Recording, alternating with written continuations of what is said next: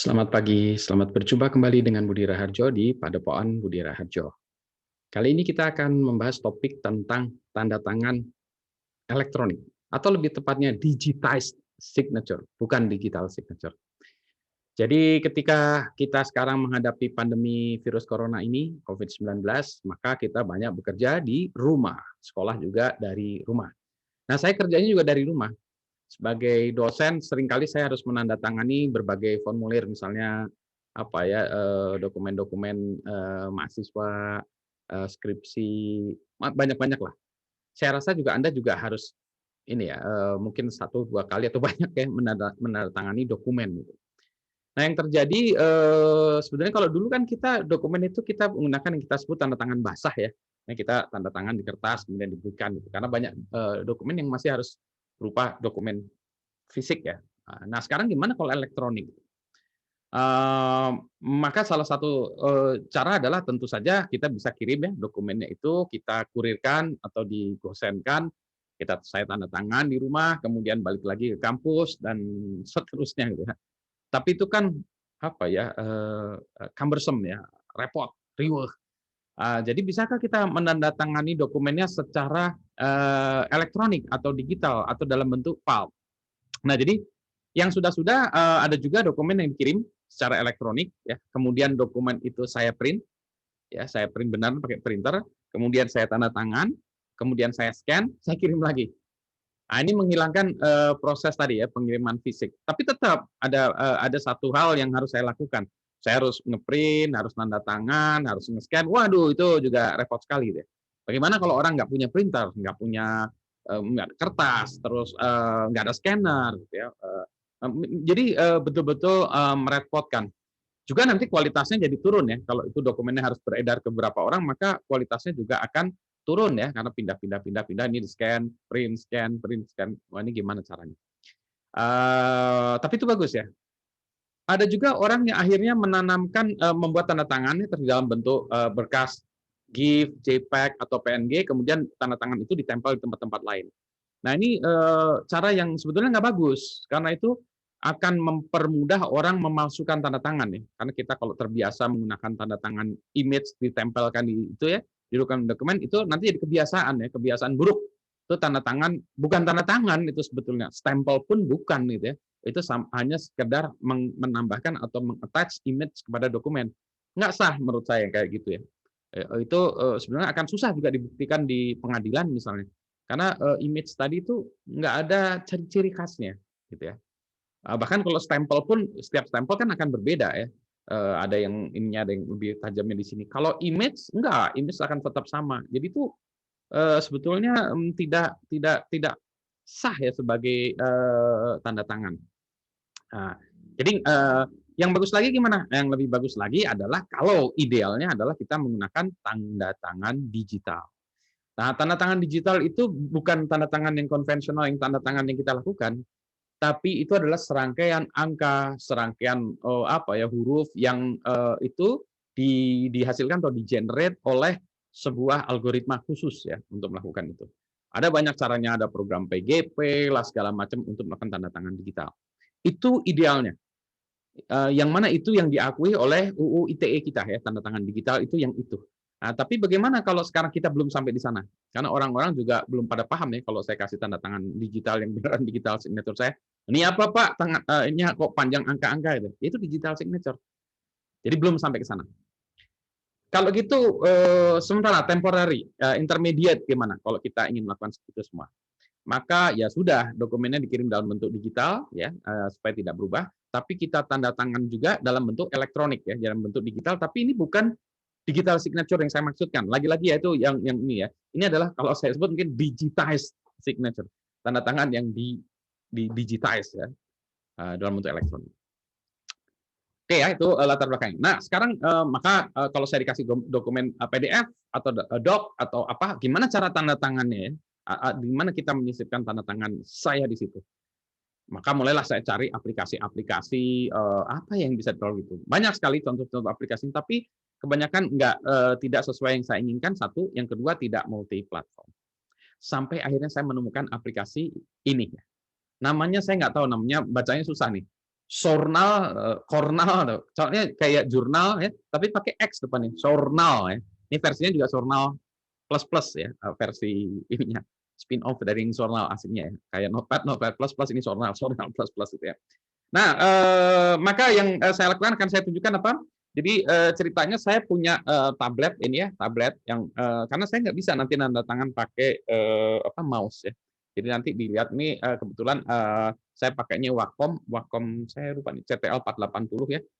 Mungkin Anda juga bisa cari yang jenis-jenis lagi. Ini ada pennya untuk menulis. Ya. Nah, maka kita coba dulu ya tampilkan sebuah aplikasinya. Bentar, saya pakai kacamata dulu. Kita jalankan aplikasinya. Sekarang saya mau share screen dulu. Saya ini ya. Nah, inilah adalah tampilan program aplikasi Sournal pakai Xournal plus plus ya Sournal ini. Jadi ini aplikasinya kayak gitu, bentuknya kayak gini. Sebenarnya gini bisa kita gunakan untuk menggambar atau apapun. Ini saya gerakan pakai mouse. Nah, sekarang saya coba pakai stylus saya yang di tablet tadi ya. Tabletnya kayak gini gitu ya. Nah, jadi ini sebetulnya saya bisa nulis macam-macam ya. Nah, ini saya bisa pilih unit titiknya, bulatnya ini yang ukuran seperti apa nih kayak ini ya. Ini, nah, kan jadi cancel, Ctrl Z. Ini, nah ternyata saya harus belajar lagi menulis percobaan. Alah, tulisan saya jadi menjadi jelek banget ya. Ini saya delete lagi, di undo lagi. Nah, saya pakai ini besar misalnya. Saya belajar lagi. Ini percobaan. Ini karena saya ngelihatnya ke layar, tapi nulisnya di sini ya. Jadi kalau biasanya kita nulis di atas ini, di atas tabletnya itu atau di atas kertas kan kita lihat feedbacknya langsung ya. Kalau ini feedbacknya di layar. Oke, sekarang ini kalau teksnya seperti ini oke. Tapi kalau kita ingin melakukan tadi ya, melakukan anotasi, kita buka annotate PDF. Nah, ini saya discard aja, ya. Kebetulan saya udah ada sebuah berkas yang saya buat ya, pakai word processor gitu ya. Jadi saya buat ini misalnya gini, formulir percobaan. Berikut ini adalah sebuah percobaan untuk tanda tangan sebuah dokumen elektronik. Dokumen ini dibuat dengan menggunakan word processor, sekarang tinggal ditandatangani. Ya, jadi sebetulnya secara teknis ini bukan tanda tangan digital, lagi-lagi ya. Untuk itu harus menggunakan program khusus yang memberikan tanda tangan berupa baris-baris angka yang panjang yang dihasilkan oleh sebuah algoritma matematika khusus. Ini akan dibahas di video tutorial yang lainnya, belum buat videonya. Ya, jadi bukan digital signature, tapi ini digital signature ya. Oke, nah ini PDF-nya. Saya harus tanda tangan di sini. Sekarang saya pura-puranya tanda tangan ya. Jadi saya pura-puranya tanda tangan. Nah, saya di sini saya pura-puranya buat tanda tangan. Misalnya saya tanda tangannya apa? Di sini. Oke, jelek, teman-teman. Misalnya saya buat miring ya. Mungkin miringnya ke kanan ya.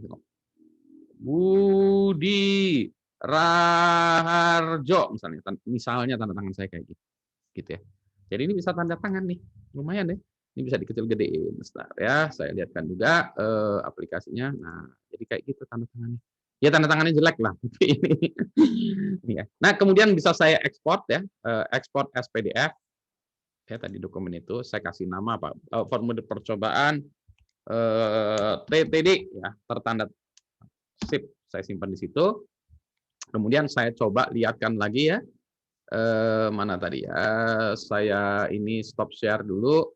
Ya, ini udah ini saya ambilkan ini ya, file manager saya. Nah, itu udah ada formulir percobaan TTD itu.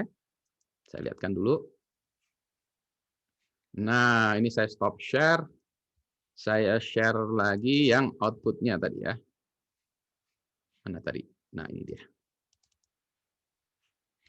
Kelihatankah? Mana ya? Oh ya di sini ya, pindah layar sebentar. Saya pindahkan ini. Nah, ini ya. Pindahkan dulu di sini. Mudah-mudahan terlihat ya atau tidak terlihat sebentar ya. Saya berhentikan dulu. Saya close-kan tadi ya. Saya hentikan dulu. Ini saya tutup lagi.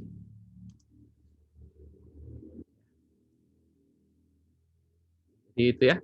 Saya tutup lagi. Saya tutup lagi. Nah, oke, saya stop sharing dulu. Saya share lagi ya screen-nya. Share screen. Ini dokumen ya. Formulir percobaan TTD. Saya buka. Nah, saya ini stop sharing ini, saya sudah susah share screen. Ini ya. Oke, nah ini saya buka pakai Edge. Jadi ini dokumennya ya, formulir percobaan segala macam. Nah, ini sudah ada tanda tangan. Kira-kira seperti itulah ya. Jadi dengan kata lain, kalau Anda ingin membuat dokumen menandatangani, bisa pakai program Cornal, Zurnal, Cornal, Zornal kan X ya, Zurnal ya, Zurnal tadi yang lumayan lah ya. Dan menariknya perusahaan tadi, program tadi itu gratisan ya. Jadi kita nggak perlu bayar. Jadi demikianlah contoh penggunaan program Sorna untuk tanda tangan. Jadi itu yang saya lakukan sekarang. Jadi kalau mahasiswa kirim dokumen, Pak, ini draft tugas akhir saya, ini draft tesis saya, ini draft disertasi saya tanda tangan di situ. Formulir kehadiran saya tanda tangan di situ, PDF-nya saya kirimkan lagi. Kirim ke PDF saya kirimkan lagi. Gitu ya. Jadi itu tanda tangannya melekat di dokumennya itu, dan setiap dokumen tanda tangannya beda-beda. Jadi jangan biasakan pakai image yang dikasih-kasih ke orang-orang gitu ya. Karena itu kebiasaan buruk, karena itu nanti akan menyebabkan akan banyak orang akan membuat dokumen-dokumen palsu dengan tanda tangan palsu, dan itu sulit dibuktikan di pengadilan. Suatu saat kita akan lari ke tanda tangan digital sesungguhnya. Ya, nanti kita bahas di video yang lain. Baik, selamat pagi. Assalamualaikum warahmatullahi wabarakatuh.